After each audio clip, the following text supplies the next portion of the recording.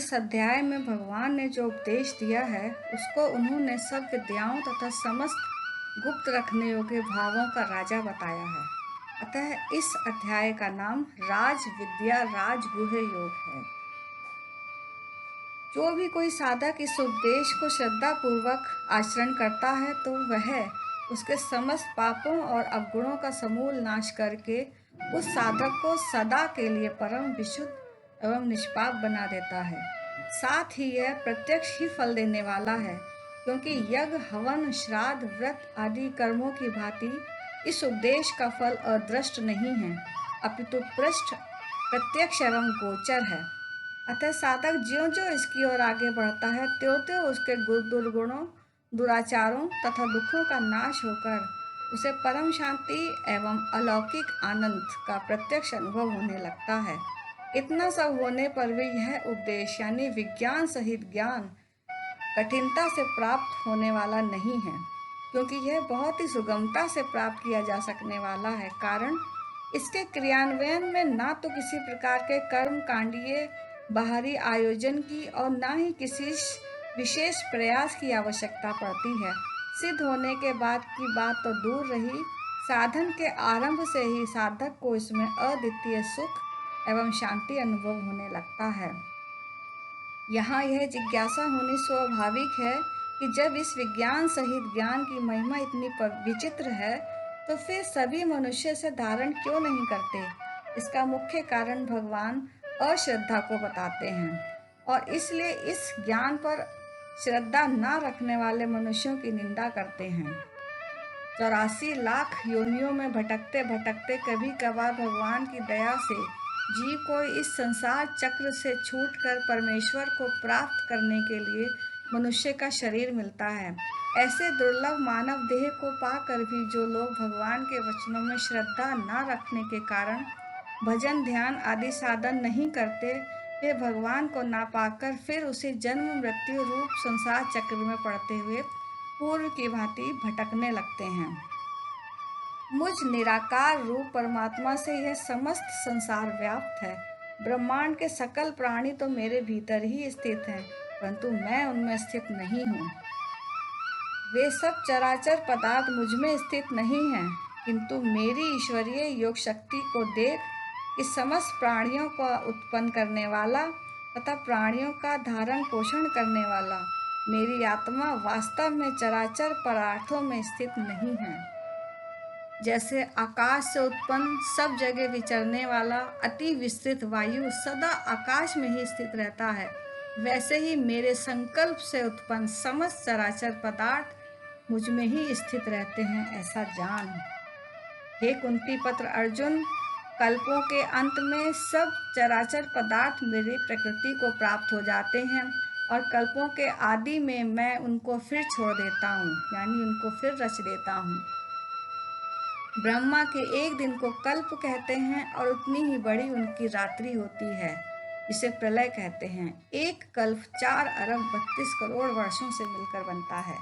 अपनी त्रिगुणमयी माया को स्वीकार करके अर्थात क्रियाशील बना के स्वभाव के बल से परतंत्र हुए इस संपूर्ण चराचर प्राणी समुदाय को कर्मों के अनुसार बार बार रचता हूँ। इस सबसे भगवान यह भाव दिखलाया है कि कर्म तथा उनके फलों में आसक्त न होने के कारण ही उनके कर्म उनके लिए बंधन नहीं बन पाते।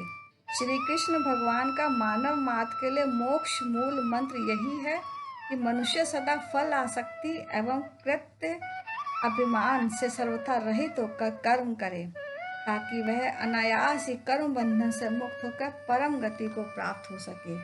हे अर्जुन, देख रेख में ही यह प्रकृति संपूर्ण जगत को उत्पन्न करती है और इस कारण से ही यह संसार आवागमन चक्र रूप में घूमता रहता है।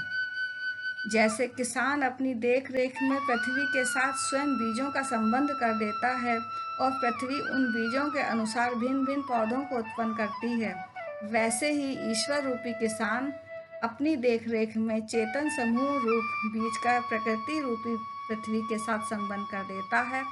इस प्रकार जड़ चेतन का संयोग कर दिए जाने पर यह प्रकृति समस्त चराचर जगत को कर्म अनुसार भिन्न भिन्न योनियों में उत्पन्न कर देती है। मेरे परम तत्व को न जानने वाले भ्रमित हुए अज्ञानी लोग मनुष्य शरीर धारण करने वाले मुझ सकल भूतों के महान ईश्वर को तुच्छ समझते हैं, अर्थात वे अपनी ही योग माया से संसार के उद्धार के लिए मनुष्य रूप में विचरते हुए मुझ ईश्वर को एक साधारण मनुष्य मात्र समझते हैं। किंतु हे कुंती पुत्र अर्जुन, सात्विक वृत्ति का आश्रय लिए हुए ये महात्मा लोग तो मुझे सब चराचर प्राणियों का तथा नाश रहित जानकर अनन्य मन से युक्त हुए मुझको निरंतर भजते हैं। दृढ़ निश्चय वाले वे भक्तजन निरंतर मेरे नाम और गुणों का कीर्तन करते हुए तथा मेरी प्राप्ति के लिए यत्न करते हुए और मुझको बार बार प्रणाम करते हुए सदा मेरे ध्यान में युक्त होकर अनन्य भक्ति से मेरी उपासना करते हैं। श्रौतक्रम मैं हूँ, पंच महायज्ञ स्मार्तक्रम मैं हूँ, पितरों के निमित्त प्रदान किया जाने वाला अन्न स्वधा मैं हूँ, वनस्पति वर्ग औषध मैं हूँ, मंत्र मैं हूँ, घी मैं हूँ, अग्नि मैं हूँ, हवन क्रिया मैं ही हूँ। इस संपूर्ण संसार का पिता माता दादा धारण पोषण करने वाला जानने योग्य विशुद्ध प्रणव तथा ऋग्वेद सामवेद और यजुर्वेद भी मैं ही हूँ। प्राप्त होने वाले परम धाम भरण पोषण करने वाले सबका स्वामी शुभ अशुभ को देखने वाले सबका वास स्थान शरण लेने योग्य प्रत्युपकार ना चाह कर हित करने वाला सबकी उत्पत्ति स्थिति प्रलय का कारण प्रलय काल में समस्त भूतों के सूक्ष्म रूप से लय होने का स्थान तथा अविनाशी कारण भी मैं ही हूँ। हे अर्जुन, मैं ही सूर्य रूप से तपता हूँ, उष्णता देता हूँ, मैं ही वर्षा को रोक लेता हूँ और फिर उसे छोड़ देता हूँ, मैं ही अमृत तथा मृत्यु हूँ और सत तथा असत भी सब कुछ मैं ही हूँ। तीनों वेदों में विधान किए हुए उस सकार कर्म करने वालों को सोम रस को पीने वाले एवं पापों के नाश से पवित्र हुए पुरुष मुझको यज्ञों के द्वारा पूजकर स्वर्ग की प्राप्ति चाहते हैं। वे पुरुष अपने पुण्य के फलस्वरूप इंद्रलोक को प्राप्त होकर स्वर्ग में देवताओं के दिव्य भोगों को भोगते हैं। वे उस महान स्वर्गलोक को भोग चुकने पर तथा अपने पुण्य कर्मों के फल भोग को समाप्त कर लेने पर फिर मृत्यु लोक को आते हैं। इस प्रकार तीनों वेदों में कहे हुए धर्म का आश्रय लेने वाले और भोगों की कामना वाले पुरुष बार बार आवागमन को प्राप्त होते हैं, अर्थात पुण्यों के प्रभाव से स्वर्ग में जाते हैं तथा पुण्यों के क्षीण होने पर मृत्यु लोक में आते हैं। जो अनन्य भाव से मुझ में स्थित हुए भक्तजन मुझको चिंतन करते हुए निष्काम भाव से भजते हैं, उन अनवरत एक ही भाव से मुझ में स्थित मनुष्यों के योग तथा क्षेम का दायित्व स्वयं मैं निभाता हूँ। हे अर्जुन, जो भी कोई सकाम भक्त श्रद्धा से युक्त होकर इंद्र आदि दूसरे देवताओं को पूजते हैं, वे भी वास्तव में मुझको ही पूजते हैं, किंतु भाव अभाव के कारण उनका वह पूजन आज्ञा प्रेरित ही समझा जाता है। अतः उसका फल भी स्वर्ग प्राप्ति ही होता है, मोक्ष प्राप्ति नहीं। क्योंकि समस्त यज्ञों का भोगने वाला और स्वामी भी मैं ही हूँ, परंतु वे मुझको तत्व से अर्थात गहराई के साथ वह पूरी तरह नहीं जानते, इसलिए वे पुनर्जन्म को प्राप्त होते हैं। देवताओं को पूजने वाले देवताओं को प्राप्त होते हैं, देवलोक को जाते हैं। पितरों को पूजने वाले पितरों को प्राप्त होते हैं, वे पितृलोक जाते हैं।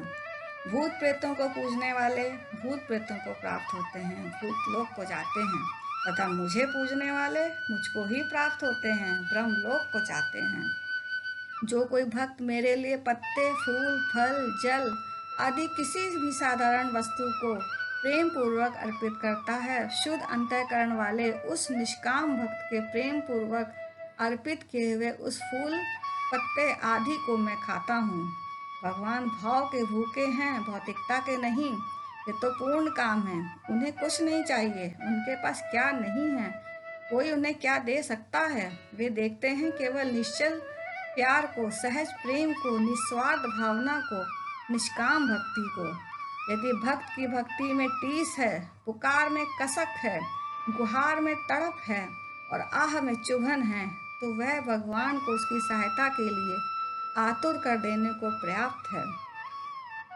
कृष्ण अवतार में द्रौपदी की देगची से बचे हुए एक पत्र को खाकर विश्व को तृप्त कर देना और इस प्रकार द्रौपदी की लाज बचाना, विष्णु के रूप में गज ग्राह संघर्ष के समय गज द्वारा अर्पित एक पुष्प ही के उपहार से प्रसन्न होकर गज की जान बचाना, राम अवतार में शबरी की कुटिया पर जाकर उसके दिए हुए बेर बड़े ही चाव से खाना और उसका कल्याण करना।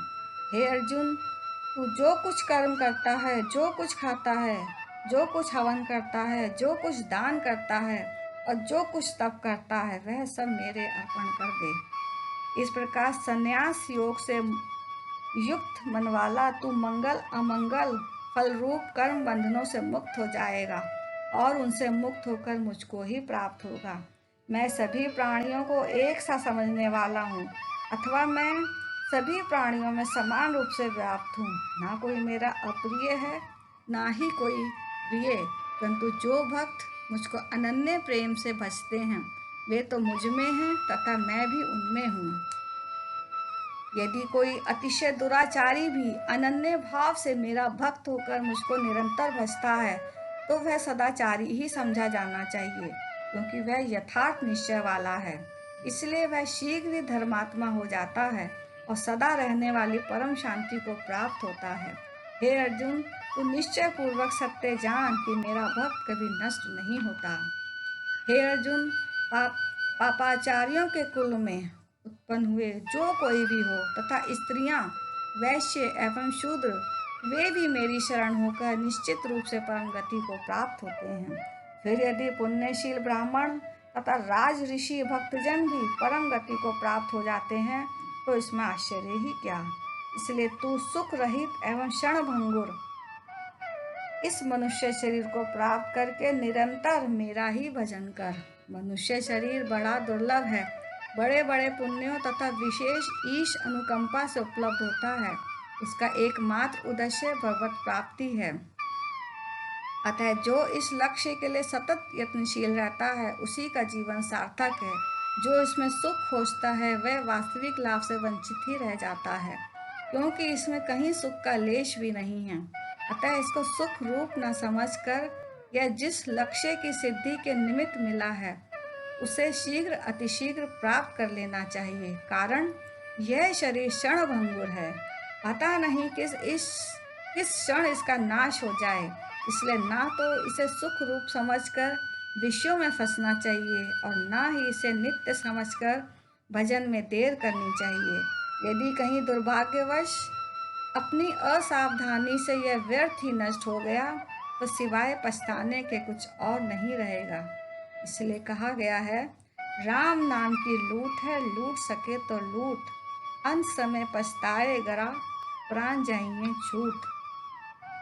केवल मुझ में ही मन वाला हो, मुझको ही निष्काम भाव से निरंतर भजने वाला हो, मेरा ही पूजन करने वाला हो तथा मुझको प्रणाम कर। इस प्रकार मन बुद्धि इंद्रिय सहित अपने को मुझ में लगा करके और मुझको ही अपना चरम लक्ष्य बनाकर तू मुझ परमेश्वर को ही प्राप्त होगा। श्री कृष्ण और अर्जुन के संवाद में राज विद्या राज गुह्य योग नामक 9वां अध्याय यहाँ समाप्त होता है।